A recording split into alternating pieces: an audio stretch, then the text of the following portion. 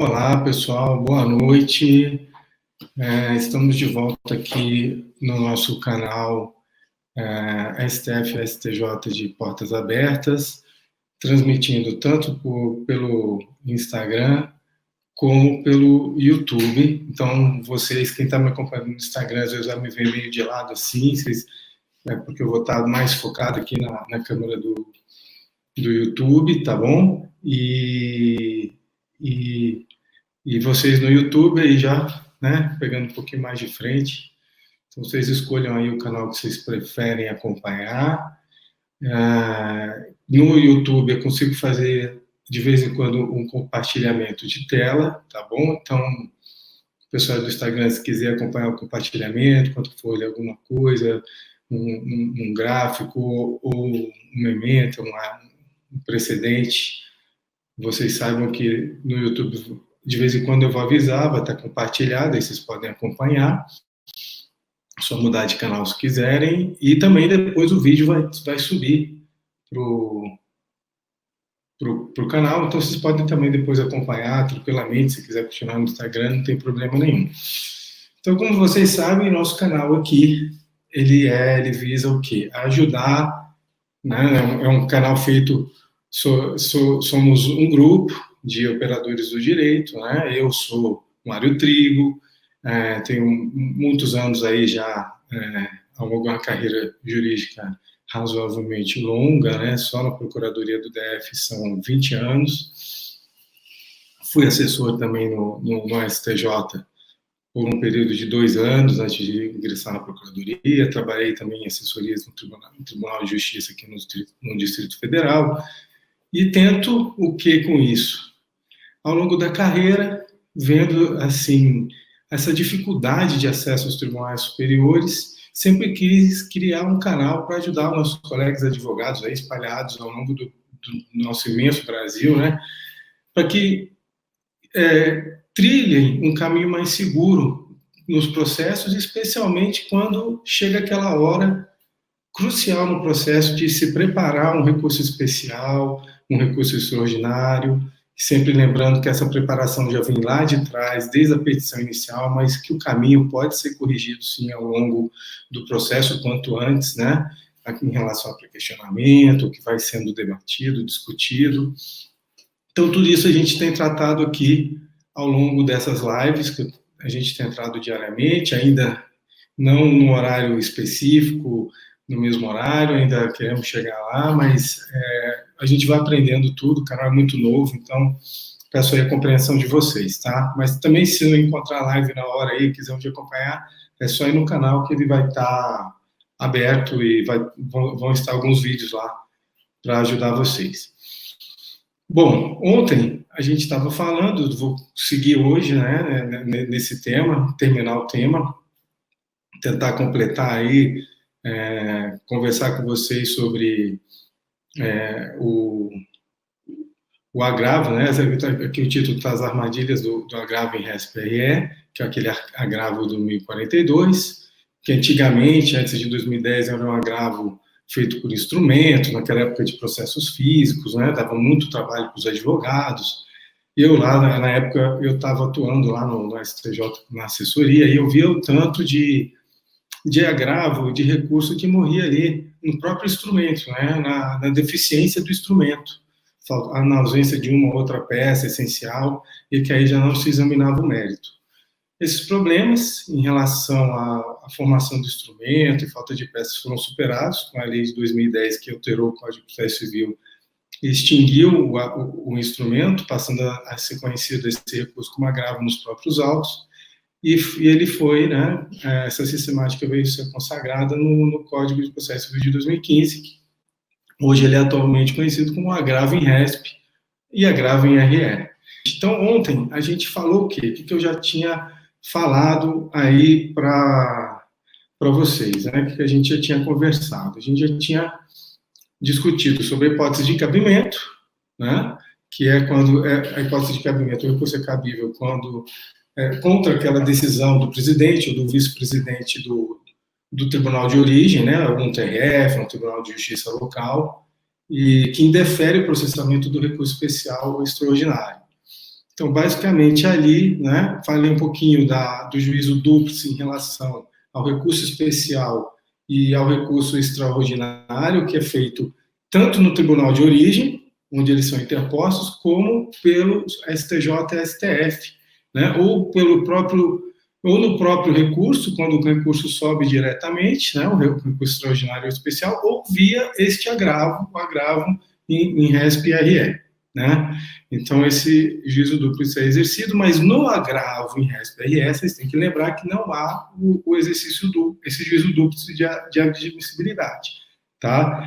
O tribunal de origem não pode exercer juízo de admissibilidade sobre esse recurso, então ele tem que ser encaminhado diretamente aos tribunais superiores para que eles examinem se realmente o recurso especial, o recurso extraordinário foi corretamente ou não trancado na origem. E esse é o mérito do recurso, né, desse recurso do agravo em RESP-RE. Então, é outra atenção que nós, advogados, temos sempre que ter em relação a isso, né? Então, a gente recordou, passou até pela súmula 727, né, do STF, que diz aqui: não pode o magistrado deixar de encaminhar ao Supremo Tribunal Federal o agravo de instrumento interposto da decisão que não admite recurso extraordinário, ainda que referente à causa instaurada no âmbito dos juizados especiais. Então, a súmula que é aplicada analogicamente a esse recurso também, tá? E porque aí seria uma supressão da competência constitucional do STF e do STJ. Se o agravo for retido inadvertidamente e equivocamente pelo tribunal de origem, pelo presidente do tribunal, caberia a reclamação. A gente falou de tudo isso ontem. E aonde a gente parou? Nosso último tópico foi em relação ao cabimento dos embargos de declaração contra a decisão que profere esse primeiro juízo de admissibilidade no tribunal de origem, né? Como eu falei para vocês, a gente pontuou aqui que não cabem embargos de declaração nesse caso. Alguns advogados, às vezes, eles se utilizam desse recurso e o que acontece?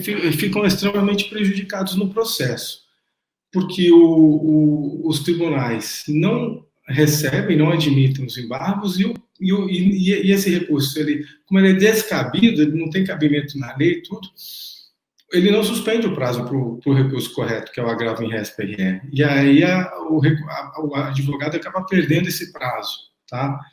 Então, eu vou até relembrar aqui com vocês, olha só, quero até partilhar aqui essa jurisprudência, que é interessante, que é onde a gente estava ontem. Está aqui na minha tela, vamos ver se vocês conseguem ver aí, ó. Olha aí, ó. Os embargos de declaração interpostos contra a decisão de inadmissibilidade do recurso especial não interrompem o prazo para a interposição do agravo, pois o único recurso cabível contra a decisão que na origem não admite o recurso especial é o agravo, né? Esse agravo em RESP-RE que a gente está falando. Então, o que acontece?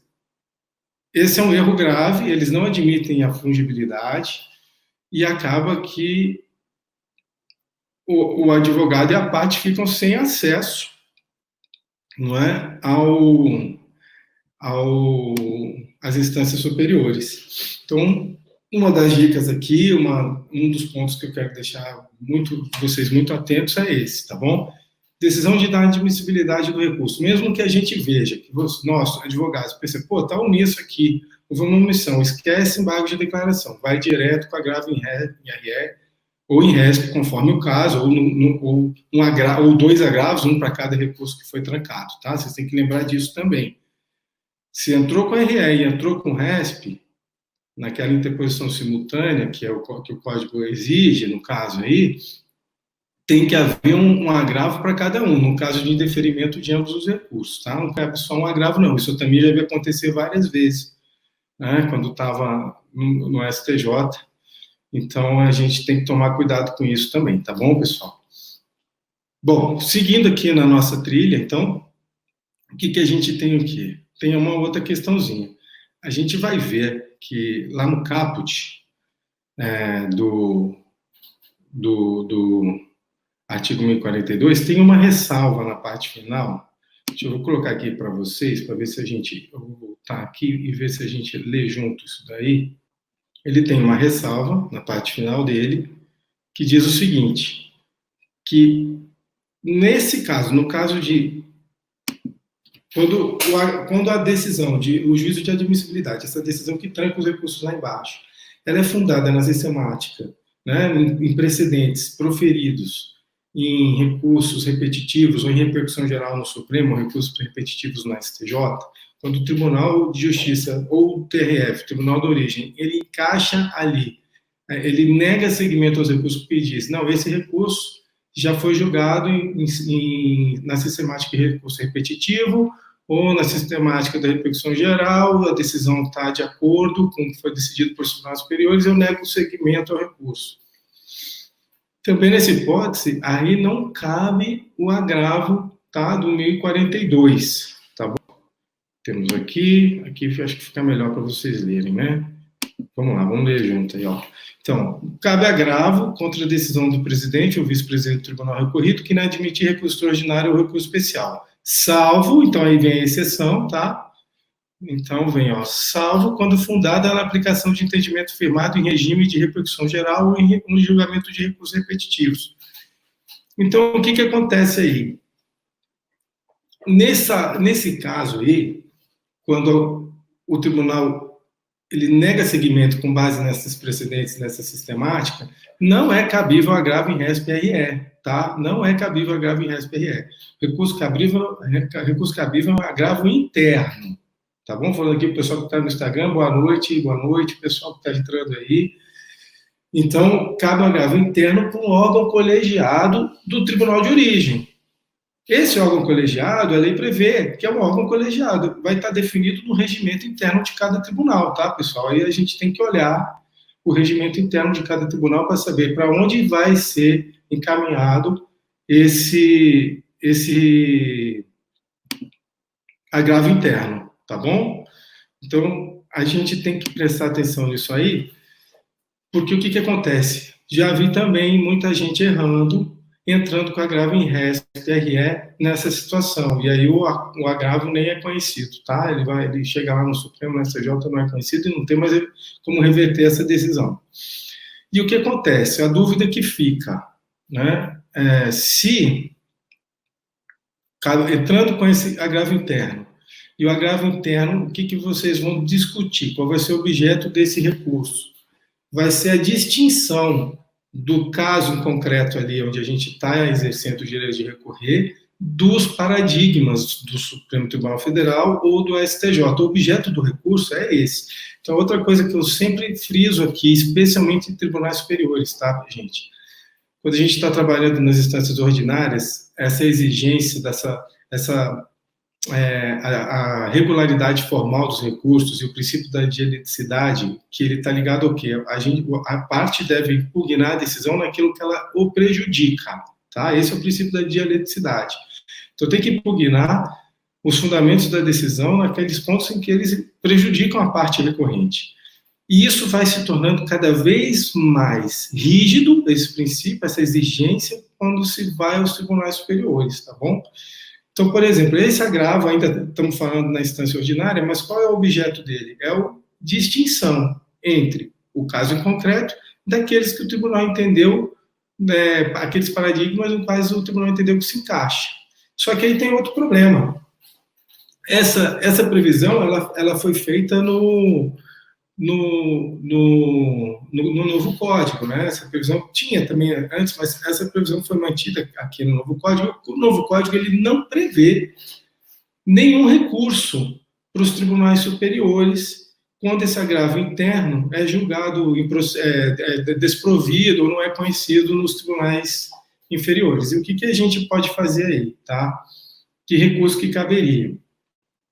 A doutrina, ela tem entendido, parte da doutrina entende que o recurso cabível seria ou um agravo em RESP e RE, aí sim caberia o agravo em RESP e RE, tá? Ou outra parte da doutrina, essa parte da doutrina, quem fala isso é o Arruda Alvim, Guilherme Marinoni, Barenhart, e Nelson Neri, por exemplo.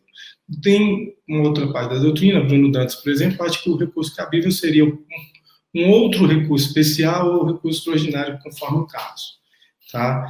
O problema é o seguinte, o STJ e o STF, Tribunais Superiores, não têm acolhido essa indicação da doutrina, eles têm entendido que a causa deve morrer ali embaixo mesmo, tá? Até vou aqui passar com vocês entendimentos e precedentes das cortes nesse sentido, para vocês verem que está bem fixado isso na jurisprudência. Então, infelizmente, quando a gente tem o recurso caindo nessa problemática e tendo que usar o agravo interno para o órgão colegiado no tribunal inferior, o que a gente tem que fazer? Tem que lutar com todas as forças para reverter isso no agravo interno, tá bom? Porque depois realmente fica muito difícil. Então, o que a gente tem falado aqui? Ó? Eles não têm admitido, tá? Então, já antes mesmo do código, eles já não admitiam. Eu vou passar aqui um pouquinho, alguma coisa com vocês. Vamos ver aqui, ó. A gente vai junto aqui e olha aqui, ó. Então, olha aqui, ó. Vamos lá. Pessoal do Insta, se quiser ver, corre aqui para o YouTube, tá bom, pessoal? Desculpa, infelizmente no Insta a gente não consegue. Vou ampliar aqui para vocês. Vou ler aqui do lado que é maior. Então, olha esse precedente aqui do Alexandre de Moraes. Ó. Cabe agravo interno contra a decisão da instância de origem que nega seguimento a recurso extraordinário com base em precedente do Supremo produzido sob o rito da repercussão geral. É o 1030, parágrafo 2º. E ele fala aqui, ó, tal diretriz não ofende a súmula 727 dessa corte, concebida antes do Instituto da Repercussão Geral. Então, a gente, o que dizia a súmula 727, né? Então, a súmula 727, ela fala do... Eu vou tentar aqui ver com vocês, ela está em algum lugar aqui também. Aqui, vamos ver aqui. A súmula 727, ó, não pode o magistrado deixar de encaminhar ao Supremo Tribunal Federal agravo de instrumento interpôs a decisão que não admite recurso extraordinário, ainda que referente à causa instaurada no âmbito dos juizados especiais. É aquele caso que eu acabei de falar, no caso do agravo em respe, quando ele é obstado inadvertidamente, equivocadamente, né, com supressão da instância dos tribunais superiores, o agravo em respe não pode ser obstado, tá? Mas aqui, nesse caso, quando a gente está tratando do agravo interno, quando ele nega o seguimento ali ao agravo, ao recurso extraordinário, recurso especial, aí não incide essa proibição, tá? Olha o de baixo aqui, gente. Então, ó, o plenário da corte, ó, não é impugnável pelo agravo do 544, esse agravo do 544 é o atual 1042, tá? No Código atual. Tá bom? Deverá ser apreciada no âmbito do próprio tribunal por meio de agravo interno. Então, já na sistemática daquela mini-reforma do Código de 73, é a mesma sistemática do atual Código. O que se tem entendido? Qual seria o recurso cabível aí contra essa decisão? Tá? O que se tem entendido é que cabe somente uma ação rescisória, tá? Recurso não cabe mais. E aí a gente sabe a dificuldade que é de conseguir um sucesso numa ação rescisória. Mas, infelizmente, é um caminho árduo.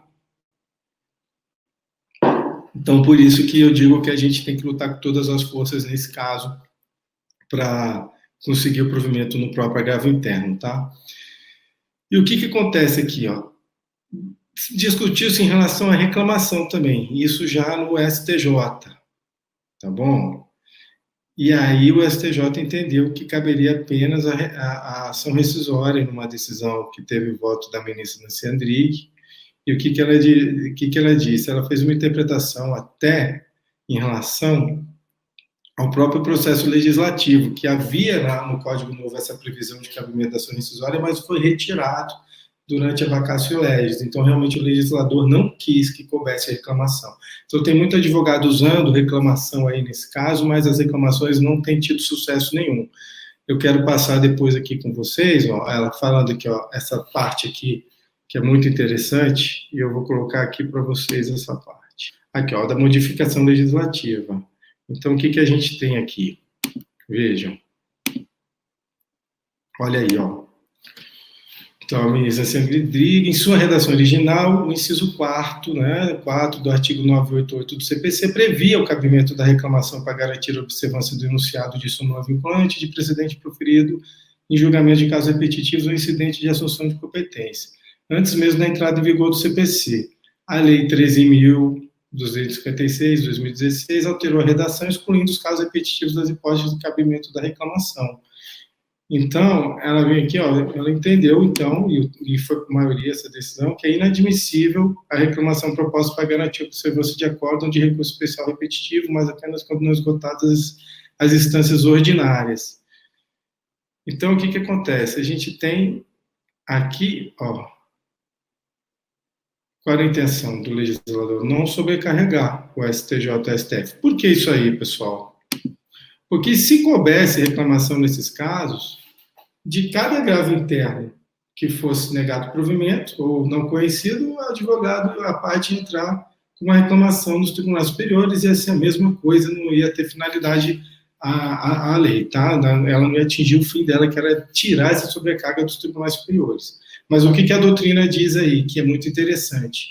O Código de Processo Civil, a gente não pode esquecer, é uma lei ordinária, né? E a competência para analisar a admissibilidade do juízo de admissibilidade do recurso especial extraordinário, ela é dupla, ela cabe também ao Supremo Tribunal Federal e ao STJ.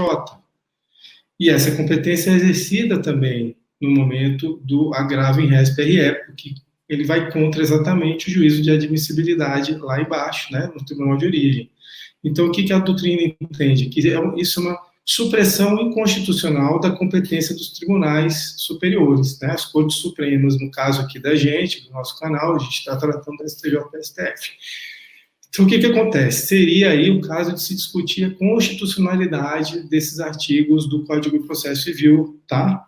Mas, por enquanto, é assim que as cortes têm se colocado. Não acredito que elas vão querer mudar o entendimento em desfavor da sua própria capacidade de julgar os processos. A gente tem que pensar nisso. Então, guardem bem isso aí, tá bom, gente? Tem que sempre tomar cuidado com isso.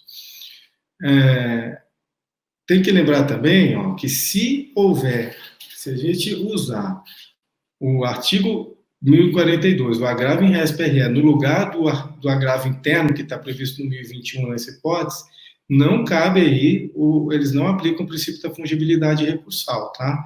E o agravo não vai ser conhecido.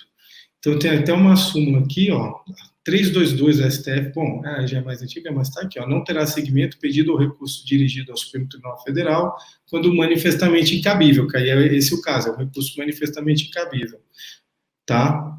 Ela segue, mas o que interessa aqui é que ele é manifestamente incabível, tá bom, pessoal? Eu tinha falado semana passada, e é isso, para terminar hoje a nossa conversa, eu quero frisar um ponto com vocês aqui, que eu acho que é fundamental, tá? Que é outro problema que o agravo em RESP tem, que muita gente erra e que causa não conhecimento do recurso quando vai ser analisado pelos ministros lá em cima, que é a diferença, que é uma diferença fundamental entre o mérito do recurso e o mérito do processo, a controvérsia do processo, ou até o mérito do recurso anterior. Então, a gente tem que lembrar que o processo, né, gente, é uma sequência de atos, né, uma sequência ordenada de atos. Então, tem a petição inicial, que delimita a lide, né, depois a contestação, aí a lide ela fica completa com a presença do réu, né, a lide fica desenhada ali, qual é o tamanho da lide, o juiz não pode julgar fora da lide, né, o sistema tem todo esse, fora dos pedidos, né, o juiz não pode extrapolar os limites da causa, né, sob pena de julgar ultra petita ou extra petita. O sistema é bem rígido nisso aí, nosso sistema processual. Depois, a gente tem o princípio da demanda, que é o que? A parte autora que vai definir esses limites na hora que ela faz o pedido na petição inicial, e depois, ao longo do processo, as partes, tanto autor como réu, vão delimitando o limite do processo em relação à matéria impugnada nos recursos, né? E cada recurso tem o seu próprio mérito, às vezes ele é diferente, é menor, é uma questão, não atinge todas as questões do processo, né, da controvérsia, e isso é muito importante, porque, por exemplo, onde que eu quero chegar aqui, na hora que a gente está aqui, do agravo em RES-PRE, o que o agravo em RES-PRE vai atacar? Ele vai atacar a decisão que negou seguimento ao recurso especial extraordinário. A decisão, quando ela nega segmento ao recurso especial extraordinário, ela está fundada geralmente num óbice, né? Um óbice procedimental, um óbice em relação à admissibilidade do recurso. Por exemplo, quando ela entende que o recurso ele exige a reapreciação das premissas fáticas ou o reexame do conjunto probatório e aplica súmulas, no caso do STJ a 7, no caso do STF a 279, impede o prosseguimento. Às vezes podem ter vários fundamentos nessa decisão. Por exemplo, aplica a súmula 7, aplica a súmula 182 do STJ, que fala da impugnação específica. Então, o mérito mesmo do recurso especial e do recurso extraordinário ficou ali atrás, concordam? Não é mais aquele mérito, tá? O mérito do agravo em RES-PRE não é o mesmo mérito do recurso especial e do recurso extraordinário. E aí também, desde a época que eu era assessor lá e hoje vendo na procuradoria, trabalhando com muitos processos, sempre fazendo recurso especial e extraordinário e vendo os colegas trabalharem com isso, o que a gente vê? Grande parte, mas uma grande parte dos advogados confunde esse mérito do recurso extraordinário especial que ele fez lá atrás com o mérito do agravo em RES-PRE, que é o que ele vai tratar agora. O que ele vai atacar? Aquela decisão que negou a subida dos recursos. Então, vocês não precisam, gente, escrever na maioria das vezes, tá? Você não vai repetir nenhuma linha do teu recurso anterior. Você não vai discutir mais o mérito. A não ser que, claro, por exemplo, quando eles negam, com base na súmula 83 do STJ, que diz, não, o acórdão está de acordo com a jurisprudência do Tribunal Superior, do STJ, por exemplo, do STF. Aí sim você vai ter que discutir o próprio mérito, mas você vai ter que atacar isso aí especificamente. Como? Mostrando ou que o caso não se enquadra no paradigma que foi usado na decisão, isso é impugnar especificamente, tá? Como? Ou que não se enquadra, ou que há decisões mais recentes àquela em sentido contrário, ou que pelo menos está uma divergência ali dentro do tribunal, das turmas do tribunal, e que, portanto, não se pode travar o recurso com isso aí. Não é apenas dizer que, não cabe, não viola a súmula 83, não incide a súmula 83, por exemplo. Não adianta ficar disse por não disse, tá, gente? Isso é muito importante, isso é impugnação específica. Então, essa distinção entre o mérito do recurso, o mérito do processo, o mérito do recurso atual, do mérito do recurso anterior, ela é fundamental para vocês não caírem na armadilha da súmula 182, tá? Da exigência de impugnação específica, que inclusive hoje está prevista no próprio CPC, tá bom, gente? Então, o que eu quero aqui que vocês gravem muito isso, né? E dizendo o que vocês, lembrando, o que vocês devem impugnar, tá? Essa é fundamental, isso aí vocês têm que ter sempre cuidado, muito cuidado com isso, tá? Porque se vocês forem olhar o tamanho, a quantidade de decisões que negam seguimento a agravos em RES-PRE por conta desse descumprimento da regularidade formal do recurso, não atacar especificamente o que foi dito na decisão que negou a admissibilidade, que trancou o recurso lá embaixo, é gigantesco, tá? É gigantesco. Eu acho que sei lá, deve ser em torno de 50% dos processos em que se negou o segmento a esses agravos, tá? Então, isso é muito, muito importante. Eu quero depois, na frente, a gente vai falar, explicar, mostrar na petição quando é feito, quando não é feito, tá? Onde que o advogado errou. Então, hoje mesmo eu estava trabalhando, pouco tempo atrás, acabei de ver o que o advogado, o que fez? Ele teve o recurso negado segmento com base em 2 fundamentos, tá? Um era a súmula 7, o outro era que não havia tido a violação ao artigo 1022, uma coisa assim. Ele, na hora de fazer o recurso especial, simplesmente repetiu o recurso especial. Copiou tudo igualzinho, não mudou uma linha. É o marcar, copiar e colar, Ctrl+T, Ctrl+C, Ctrl+V. Então, o que aconteceu? Aí chegou o ministro, já não vai nem para o ministro relator, o próprio presidente do STJ já dá um despacho e já nega seguimento ao agravo em RESP, no âmbito do STJ, tá? Por quê? Não impugnou especificamente a decisão agravada ou deixou de impugnar um fundamento da decisão. Outra coisa que a gente falou aqui outro dia, da importância de se impugnar todos os fundamentos, tá, gente? O CPC, ele não fala isso em todos os fundamentos, mas o que acontece? Hoje a jurisprudência tem exigido que todos os fundamentos sejam impugnados. Eu vou falar um pouquinho disso agora, vou seguir aqui com vocês e vamos ver as súmulas aqui rapidinho, nosso tempo até já deu, mas vamos lá.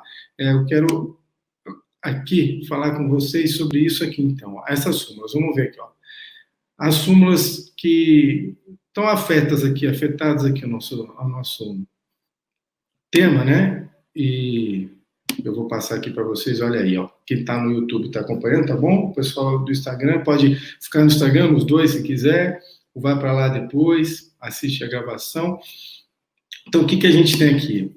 Primeiro é o 182 do STJ, que é aquilo que eu falei, já é uma súmula mais antiga, falando que, ó, inviável o agravo do artigo 545 do CPC, 545, 544, vocês vão lembrar sempre aí, tá? 1042. Que deixa de atacar especificamente os fundamentos da decisão agravada. A súmula 283 do STF, o que ela diz? É inadmissível o recurso extraordinário quando a decisão recorrida assenta em mais de um fundamento suficiente e o recurso não abrange todos eles. Súmula 284 da STF, é inadmissível o recurso extraordinário quando a deficiência na sua fundamentação não permitir a exata compreensão da controvérsia. E a súmula 287 nega esse provimento ao agravo quando a deficiência na sua fundamentação ou no do recurso extraordinário não permite a exata compreensão da controvérsia. Então, a gente vê aqui, ó, a necessidade de se impugnar, né, os fundamentos da decisão recorrida. E outro dia eu também falei, deve ser, ó, impugnar todos eles, está vendo aqui? Jurisprudência do STF, Celso de Mello, tá? Celso de Mello. Todos eles. O STJ também já seguiu nesse caminho.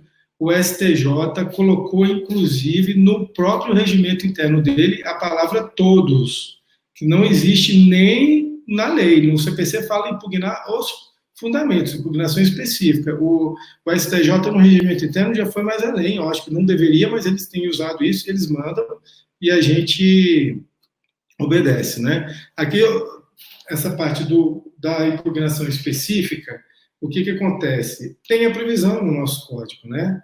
Olha aqui, o artigo 2º, o artigo... Aqui, ó.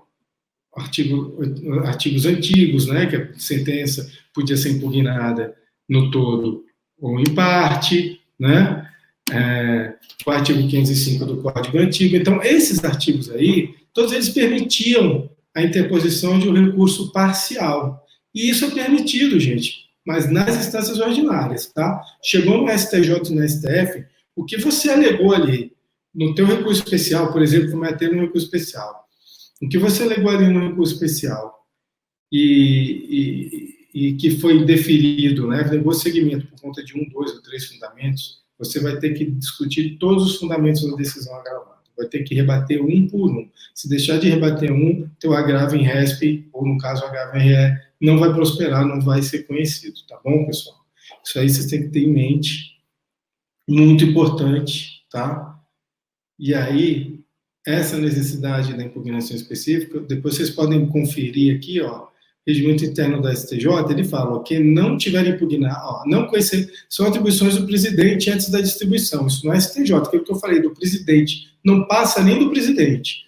O inciso 5 do artigo 21E, não conhecer de recurso, que não tiver impugnado especificamente todos os fundamentos da decisão recorrida, tá? Depois o 253 também do regimento interno da STJ fala, ó, o relator poderá, no 253, parágrafo único, inciso 1, não conhecer de agravo que não tiver impugnado especificamente todos os fundamentos da decisão recorrida. Então, isso aí já está ali, tá?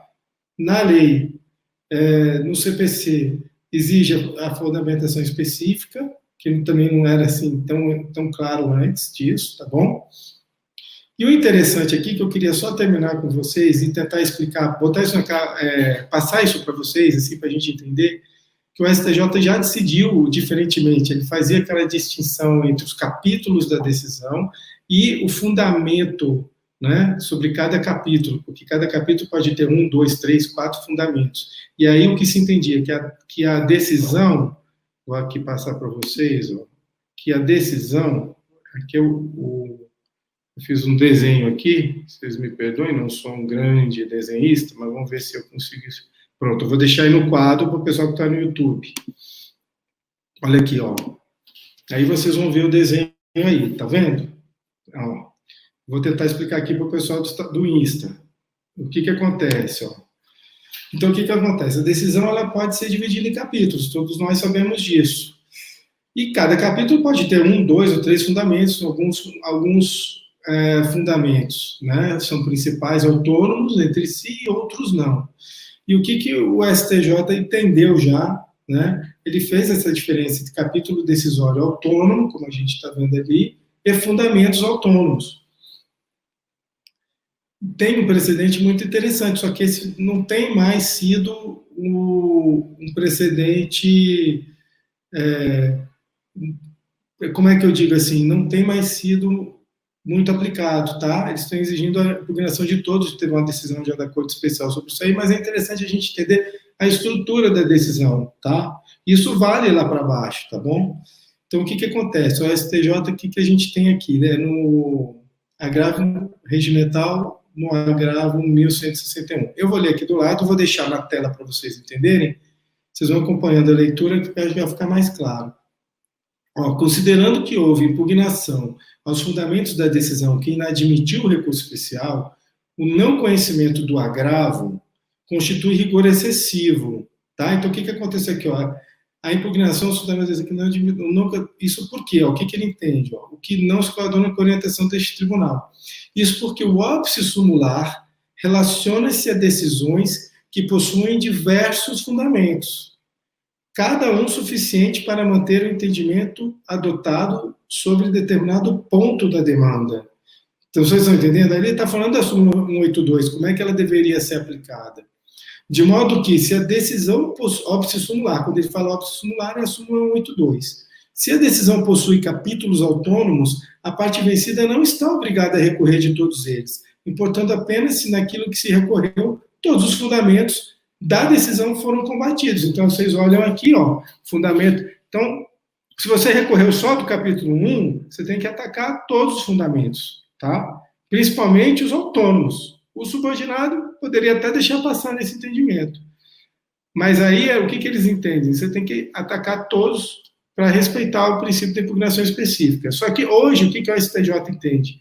Não dá mais para fazer recurso parcial. Você não pode mais se conformar com parte da decisão. Você tem que atacar todos, aqui, ó, todos os capítulos, tá bom? Isso é que eu queria deixar claro. É muito bonito e tal, mas infelizmente hoje funciona assim. Então vocês têm que pensar muito bem na hora de fazer o recurso especial extraordinário, realmente o que vale a pena impugnar, tá? Porque se fizer muita impugnação, muito artigo, coisa que não está questionada, artigo que não foi questionado, artigo ficar alegando, fazendo alegação em relação a questões que vão exigir revolvimento do conjunto probatório. Depois vocês vão ter que recorrer tudo isso no agravo, e vai ser um agravo mais fraco, discutindo, impugnando pontos fortes da decisão, concordam? Né? Então a gente tem que realmente ir no ponto ali crucial do processo, da controvérsia, para não perder forças com argumentos que só vão dar trabalho lá na frente. Tá? Para terminar, o que eu queria passar para vocês é essa questão aqui, ó, da decisão, como é que se faz essa impugnação específica. Eu vou dar um exemplo aqui que eu falei lá atrás, e é um precedente da ministra Suzete Guimarães. E o que ela fala aqui, ó, que é interessante, vou compartilhar na tela para vocês. E olha aqui que interessante o que ela fala, ó. O recurso especial foi inadmitido por quê? Incidência do óbice da súmula 83. Então, a súmula 83, quando tem o óbice da súmula 83, é porque a jurisprudência dos tribunais superiores está de acordo com o entendimento que foi fixado no acórdão recorrido, tá? Então, eles não admitem a subida do recurso, já tranca os recursos lá embaixo, e o agravo também não tem sucesso. E o que ela fala aqui? Ó, a parte agravante, todavia, deixou de infirmar específica e suficientemente o fundamento da decisão, ou seja, consonância do acórdão recorrido com a jurisprudência do STJ. O que o advogado fez aí no caso? Ele apenas falou no agravo. Ó. Ele, no agravo, num parágrafo, ele disse que a súmula não se aplicava ao caso, mas não demonstrou por que ela não se aplicava. Cadê o precedente contrário ao que foi indicado? Então, o que ela diz ali? Ó, como é que você ataca uma decisão dessa? Ou você traz, ou você demonstra que o precedente, o paradigma, não se aplica ao teu caso é diferente, ou que o precedente citado na decisão já foi superado pela jurisprudência do STJ.